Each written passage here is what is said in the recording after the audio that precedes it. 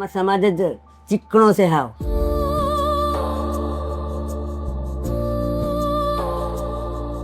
શું નામ છે બા તમારું? કોકિલાબેન ભૂપેન્દ્રભાઈ પંચાલ. દીકરા નથી કોઈ? નહીં, દાદા? એમને તો 26 વર્ષ છે. તો પછી અત્યારે ઘર પરિવાર કઈ રીતે ચાલે? રસોડા આવે પણ અત્યારે રસોડા ઠંડા છે, 3 મહિનાથી કામ નથી. નકર રસોડામાં જોઉં તો મારે 350 રૂપિયા આવે. થોડું થોડું મારે ગુજરાન ચલાઈ જતી. 10 રૂપિયાની થેલી દૂધ નહીં લાવે. હા જઈને સવારે 2 ટાઈમ. અને કોઈ પાડોશી ના ફાય રોજ ના માગે છે. આજે એક ડુંગળી સામેથી લાવી 2 બટાકા તો ખીચડી વઘારી ખાધી. હવે ખીચડી હાજે પડીશ, હું ખાઈ લઈશ.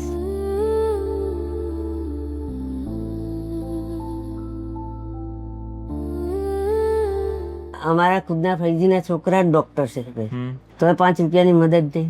અમારા નણદની છોકરાને 85,000 પગાર, શિક્ષકની નોકરી છે. હમણાં ગઈ હતી ને તો બધી વાત કરીને તો એને એમ કે હેડો 2-4 કિલો ચોખા આપીએ. એમને ના આપે. હગાન થાય કે પારકા થાય માંગવું ખારું.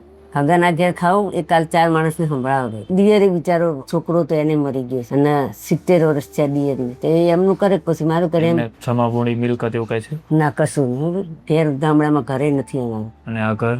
આ ઘર તો છોકરીનું નામ નથી. તમે ભાડું લે છો કે એમ નામ રહો છો? ના, એમ નહીં રહો છો.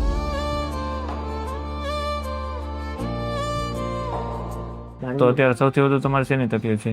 આ કરિયાણાની અનાજ કરિયાણાની. બરાબર. અત્યારે દૂધના 10 રૂપિયા હતી પાકીટમાં. બોલે એટલી દાળ. આ કે ગઈ સાલની છે ભાઈ. જો આટલી ખાંડ છે, ખાંડ આટલા ચોખા છે, બસ એટલા જ છે. બસ. કેટલા દિવસ ચાલશે? હા તો રોજ અઠવાડિયે 1-2 વાર કરું ખીચડી. તેલ દે તો કિલો લાઈન ખાઈ હોય. એટલે ટૂંકમાં કામ નથી મળતું એટલે અત્યારે તમારે તકલીફ પડી ગઈ. કામ હોય ત્યારે તો થઈ જાય અને છે. રસોડા ક્યારે હોય? સીઝનમાં હોય તો પછી 4 મહિના અને હોય. ચોમાસાની હું આટલે બધે. તો સૌથી વધુ અત્યારે તમારે અનાજ કરિયાણાની તકલીફ છે ને? કાંઈ વાંધો નહીં, અમારથી જે થાય એ તમને મદદરૂપ થઈ અને અનાજ કરિયાણાની વ્યવસ્થા કરી દઈએ. બરાબર?